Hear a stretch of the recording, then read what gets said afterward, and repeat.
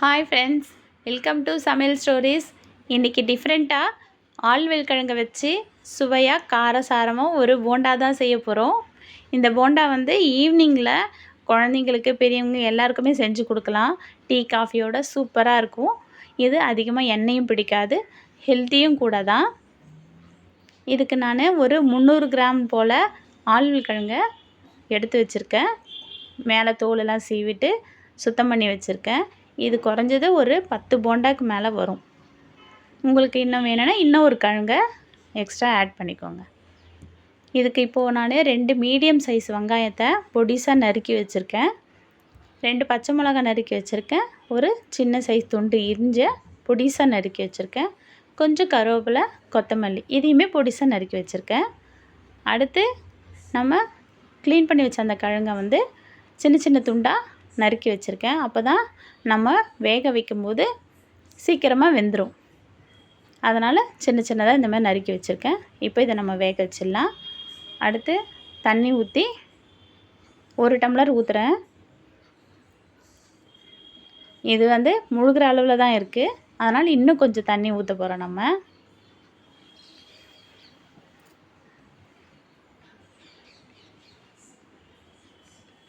இன்னும் கூட கொஞ்சம் தண்ணி ஊற்றிட்டு சால்ட்டு போட்டு வேக வச்சோம்னா குறைஞ்சது ஒரு 10 நிமிஷம் வெந்துடும். இதுக்கு 1 ஸ்பூன் சால்ட்டு போட்டுக்கலாம்.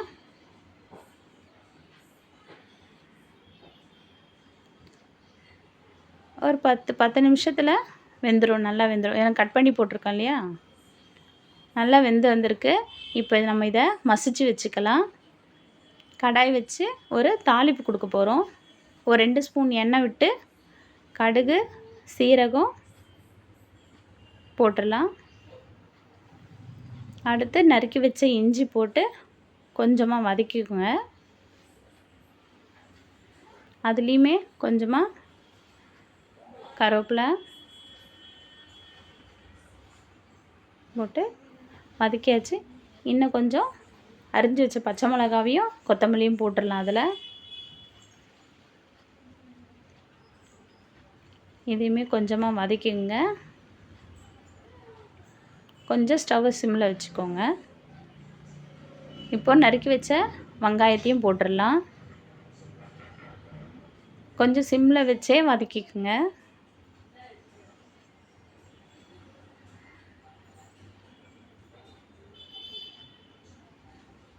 உங்களுக்கு காரம் வேணும்னா இன்னும் கூட ஒரு பச்சை மிளகாய் போட்டுக்கலாம். இப்போ இதில் கொஞ்சமாக 1/4 ஸ்பூன் மஞ்சத்தூள் போட போகிறோம்.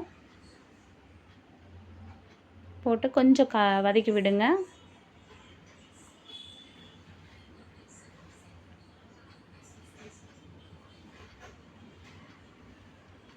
அடுத்து கொஞ்சமாக வெறும் மிளகாத்தூளை ஒரு 1/4 ஸ்பூன் போட போகிறேன்.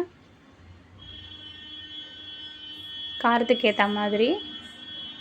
ஏன்னா இது வெறும் மிளகாத்தூள்னால கொஞ்சம் காரம் இருக்கும். இதையுமே நல்லா கொஞ்சம் வதக்கிக்கலாம், வாசனை போகிற மாதிரி.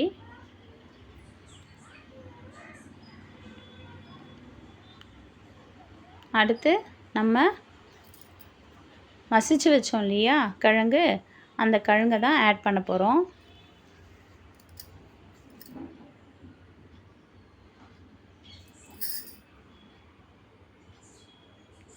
இதையுமே நல்லா மிக்ஸ் ஆகிற அளவுக்கு நல்லா வதக்கி சிறுவை வச்சுட்டு நல்லா ரெண்டுத்தையுமே நல்லா மிக்ஸ் பண்ணி விடுங்க. கொஞ்சமாக 1/2 ஸ்பூன் சீரகத்தூள் போட்டிருக்கேன். சீரகம் வறுத்து பொடி பண்ணது இது. இதையுமே இதில் போட்டு மிக்ஸ் பண்ணிட்டோம்.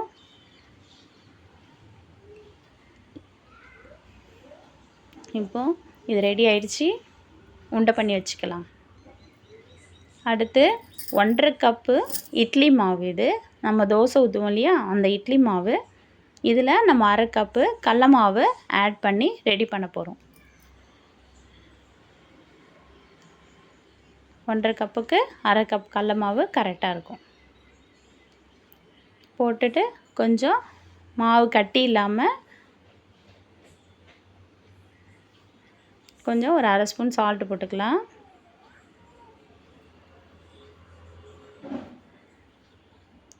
1 ஸ்பூன் மிளகாத்தூள் போட்டுக்கலாம். மஞ்சத்தூள் 1/4 ஸ்பூன் மஞ்சத்தூள்,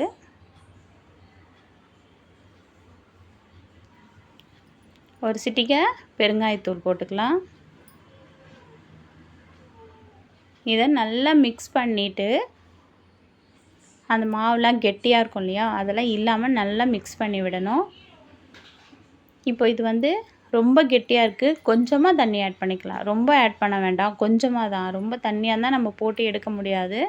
கொஞ்சமாக தண்ணி விட்டு இப்போ பாருங்கள், இது கரெக்டாக இருக்குது நம்மளுக்கு. நம்ம எடுத்தோம் கரண்டிலையோ ஸ்பூனில் எடுத்தோம்னா மாவு கெட்டியாக விழும். அதுதான் நம்மளுக்கு பக்குவமாக வச்சுக்கணும்.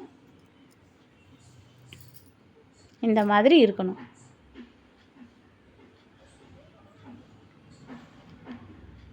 இப்போது உருண்டை பண்ணி வச்சுருக்கோம் இல்லையா, நம்ம தேவையான சைஸில். இப்போ இதை பொரித்து எடுக்கலாம். டிப் பண்ணி கடாய் வச்சு எண்ணெய் ஊற்றிட்டு இப்போது அதை எல்லாமே டிப் பண்ணி ஒன்று ஒன்றா போட்டு பொரிக்க போகிறோம்.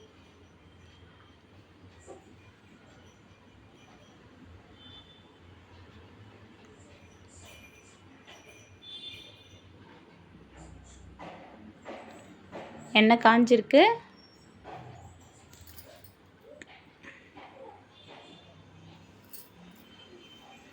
இப்போது ஒன்று ஒன்றா பொறுமையாக எண்ணெய் காஞ்ச உடனே மீடியம் ஃப்ளேமில் வச்சுருங்க. வச்சுட்டு பொறுமையாக டிப் பண்ணி எடுங்க. இது வந்து கேப் இல்லாமல் இருக்கணும். அப்போ தான் நம்மளுக்கு உள்ளே இருக்க இன்க்ரீடியன்ஸ்லாம் வெளியே வராமல் இருக்கும். கேப் இருந்துச்சுன்னா எண்ணெய் மொத்தமும் உள்ளே போய் கோத்துக்கும், அப்புறம் எல்லாமே வெளியே வந்துடும். அதனால் பொறுமையாகவே அதை எல்லாமே டிப் பண்ணி கேப் இல்லாமல் போடுங்க. மாவு இந்த மாதிரி திக்காக இருந்துச்சுன்னா தான் உங்களுக்கு எதுவுமே வெளியே வராது.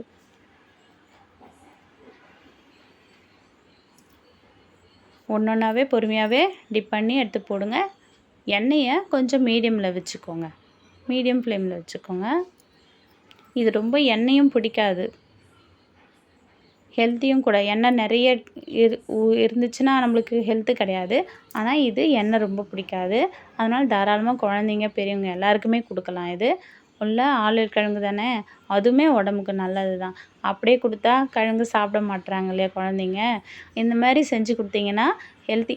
வெளியே வாங்கி சாப்பிட்றதுக்கு நம்ம இந்த மாதிரி செஞ்சு கொடுக்கும்போது குழந்தைங்களுக்கு ஹெல்த்தியும் கூட, நம்மளுக்கும் ஸ்நாக்ஸுக்கு வெளியே வாங்கிறதுக்கு வீட்டில் செஞ்சு கொடுத்த திருப்தியும் இருக்கும்.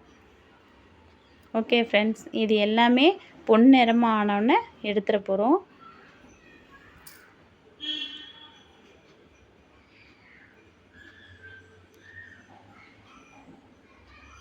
நல்லா செவந்திருக்கு.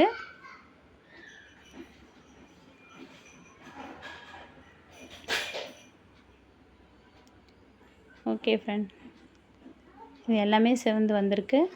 இந்த ஸ்டேஜில் இது எல்லாமே எடுத்துடலாம்.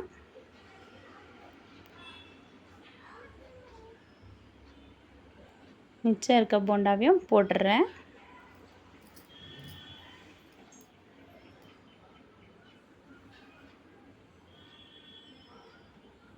ஓகே, எல்லா போண்டாவையும் போட்டு எடுத்துகிட்டு வந்தாச்சு. இப்போது இது காஃபி கூட வச்சு சூப்பராக ஒரு காரசாரமாக ஒரு போண்டாவை சுட சுட சாப்பிட சூப்பராக இருக்கும். ட்ரை பண்ணுங்கள். டேஸ்ட் பண்ணி எப்படி இருக்குன்னு கமெண்ட் சொல்லுங்கள். ஓகே, லைக் பண்ணுங்கள், ஷேர் பண்ணுங்கள், சப்ஸ்கிரைப் பண்ணுங்கள். Thank you friends.